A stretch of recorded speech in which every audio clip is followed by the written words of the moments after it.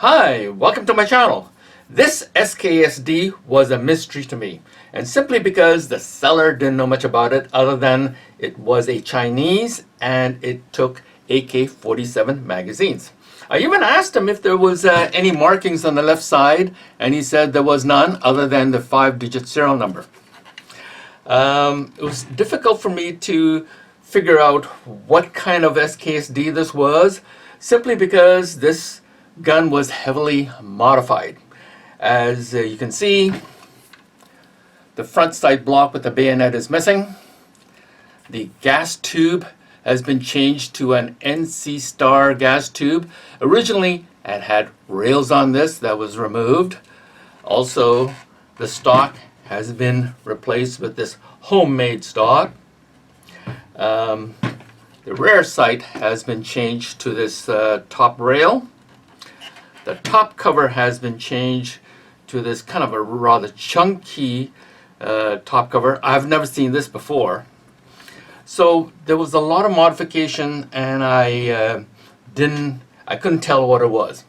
In any case, I bought it simply because I always had an interest in making a SKS-D from a regular SKS-D, but I was afraid to do it because I heard a lot of horror stories about misfeeding with homemade SKS-D. Plus, and I didn't want to take it to a gunsmith because they charge anywhere from $300 to $400. So my net result at the end would be about $800, and that would not be worth it because a company called Kodiak several years ago converted a whole bunch of Russians SKS to accept AK-47 magazines, and they sell for about $800. So it wouldn't be worth it for me to have a gunsmith convert a Chinese to an SKS-D. So anyway, I bought it. So why don't we disassemble this and look at it in better details. I'll be back. Let's start with the disassembly. Magazine catch. Pull to the back, lift out the AK-47 magazine. Next, there's the cross pin for the top rail, and you use an Allen wrench and you unscrew one side and then pull up the pin. I always like to keep them together like that. Lift up the rail like this, and this should slide back. Pull out the recoil spring, the carrier, and the bolt. Flip this back down, turn this upside down, and there is a catch on the trigger housing, and this on the grip there's an opening right here for you to insert your tool. I like to use a screwdriver. It's not that easy, and I have to sort of use part of the grip, and I don't like to push the. It's not that easy, but you have to push that catch forward and make sure that your safety is on safe. Okay, let's see if I can do this.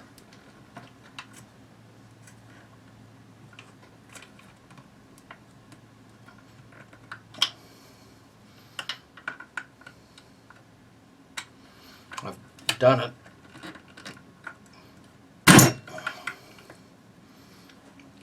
It's not coming out.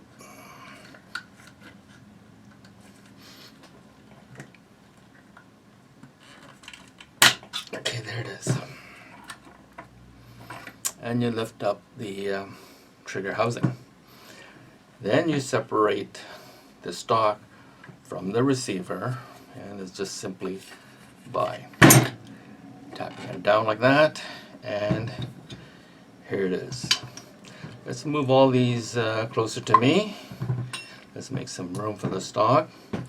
And let's talk about, oh, I should also remove the gas tube. Lift up the gas tube catch and pull out the aftermarket gas tube.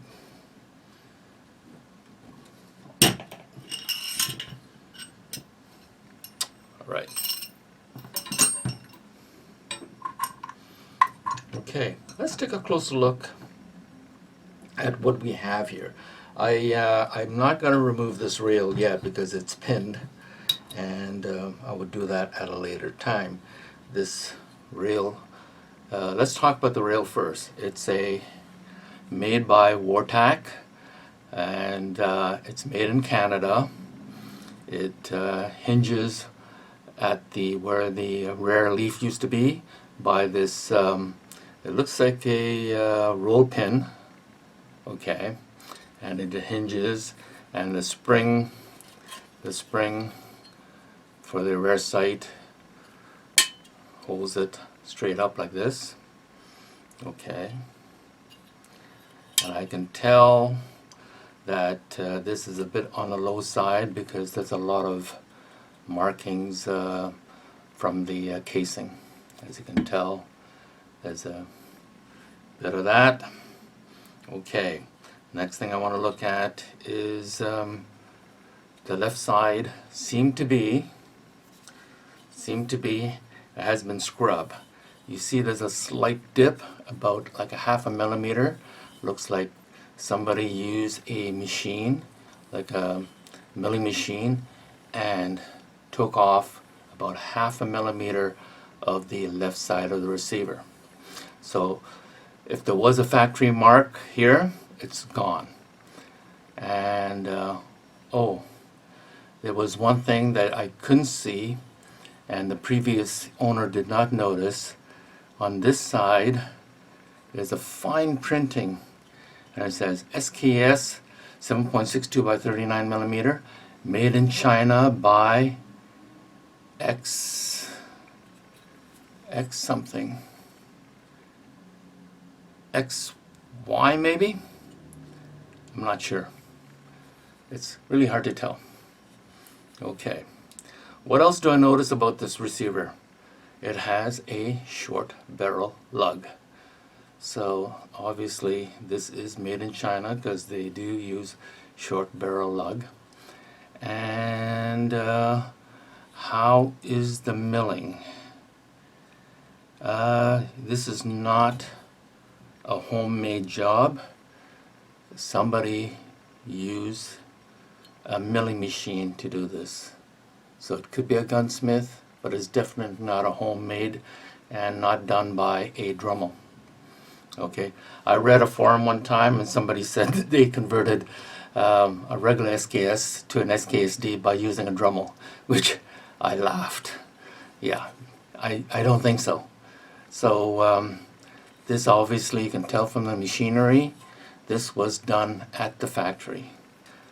And even this, the way it was done, this is very similar to my MC5D. Let's take a look from the upper side. And the upper side looks like this. There's a cut on the left side, which is quite common with an SKS-D. Okay. And I will later on compare the this SKS-D to a MC5D. Okay, what else can I tell you about this? Oh, here it is. The front handguard ferrule tells me it originally had because this is a V-shaped cut. It means that originally it had a blade bayonet. So, and what else? That's basically about it. There's no other markings on the right side. Okay. This is a NC Star gas tube. Originally it had a rail on top. As you can tell with the 4 screw holders, it's been cut off, right? And just the tube's been used. Okay, this is just a regular piston, and this also looks like a regular recoil spring.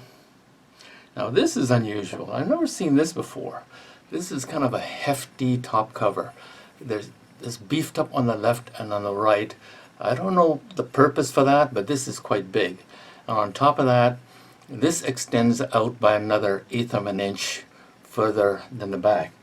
If you would compare that to a regular top cover, you see it's flat from the bottom of this this spot where the top cover latch goes right through, and you can see it bolts out a bit. So I don't know why this is so much beefier, and it's a lot heavier than the original. So therefore, I don't know where that comes from. If you guys know where that comes from, let me know. Okay, nothing done to the carrier. On the left side has it's not a serial number. It says 02717. Don't know what that means. And it seems like it's somehow has a darker finish on this. Okay, now let's talk about this wood, which is the most interesting. It is extremely well done, although it's quite beefy. If you look at the inside work, it is quite smooth. Whoever did this used a lot of patience, and I can tell he actually has a wood milling machine, and this was done by a wood milling machine. This person who did this is a woodworker, okay? And although this is a little on the beefy side, like this is quite beefy, and I can tell the right side is a little thicker than the left side. Now I don't know why he chose this pattern, because this pattern, I guess it's a personal pattern, because this is not a thumbhole stock, and it's not a Dragunov stock. And he put a finger groove over there. It's actually close to a Dragunov stock. So if I were to redo this, I would actually make this handguard a little thinner on the right side, a little thinner on this side of this, refinish it to a lighter color. Chinese wood is mostly lighter color, and get rid of this thumb hole, this finger groove, finger whatever it is, and get rid of this part and make this more into a Dragunov stock. This is close to a Dragunov stock, and the grip is little on the chunky side, and in other words, this has to be reduced, and that's what I would do. So I went searching. New information was this SKS marking on the left side, so I'm going to have to research that, and I'll be back. I last left off finding a new information on the left side of the receiver, which was actually covered by this strange top cover. So you can't even read what's below that. And that's why the seller couldn't tell me more information. Once I remove the top cover, I can see it says SKS 7.62 by 39 millimeter, made in China by XY or XZ. I can't actually tell. Okay, so with that information, I went on to a website called Weebly SKS Guide, and I found what it was. It was under Canadian 1, 2, or 3, and it happened to be the second one. And I'll read it out to you.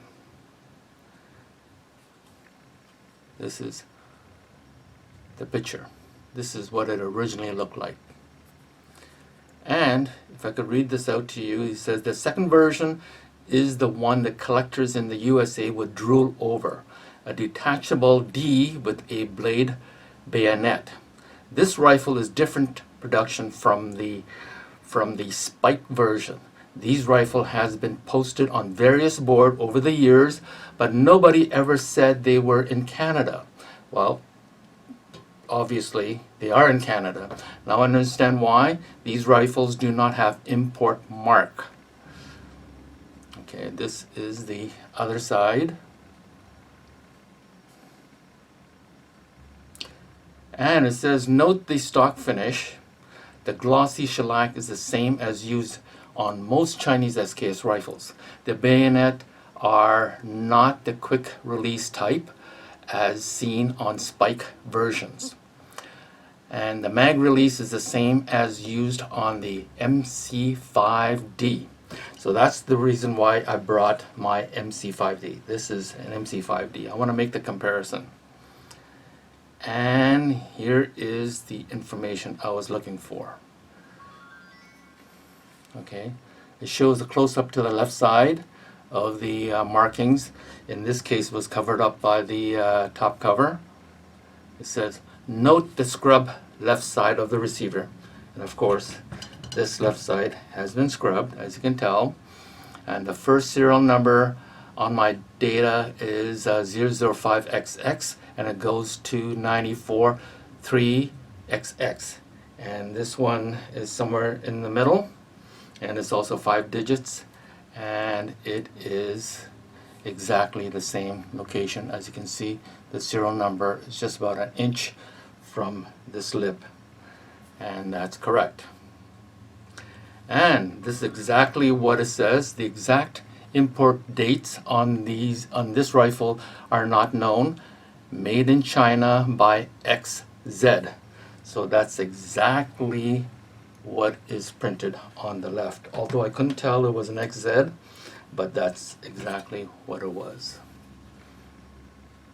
Okay, so this is the Canadian second version, and it has a blade bayonet, and I will try to do my best to restore this to its original.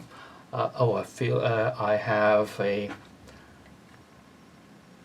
gas tube, Chinese gas tube, and you can tell it's a two-piece. I also have a Chinese blade bayonet, also a Chinese top cover, Chinese rear sight. Okay, and I also have, now what's going to be, I also have a SKS-D stock with a steel insert. Although it's originally for a non-bayonet, I'll just have to have a groove cut to accommodate for the blade bayonet. But as you can tell from the picture, it has a bottom sling, so that's proper. And the most difficult part of restoring this would be finding a Chinese front sight combo with the bayonet. So the mystery's been solved. This is a Canadian second version, and I'm actually happy. Oh, I want to compare. The work, the magwell between this and my MC5D. And this is the Canadian second version. And this is MC5D. Quite similar, including this part here where the I guess the bolt hole has been removed. As you can see, this is actually identical to this one. So that's why I think this is factory made. Plus, this trigger housing You see how it's mag catch goes like this, and this is my MC5D. Now MC5D also comes with the milled trigger housing, but this one is a stamped trigger housing, which is identical to this Canadian second version. As you can see, they are identical. The catch is identical. Everything about this is identical, including the grooves. You can't even tell the difference between the two of them, other than the serial number. Okay. Oh, the bolt. Okay, the bolt looks identical to me. Quite often, you would not need to put this curve in the bottom of the mag, bottom of the bolt, and in this case, they both have the curve. So, which leads me to believe that this is definitely factory made. Now, in terms of the finishing, the MC is a little lighter, but they both have finishing on the carrier. So the mystery's been solved, and this is basically a Canadian second version, and I will do my best to convert it, restore it back to its original glory. So I'll put out another video for that. So thank you for joining me. Please hit the like button and subscribe.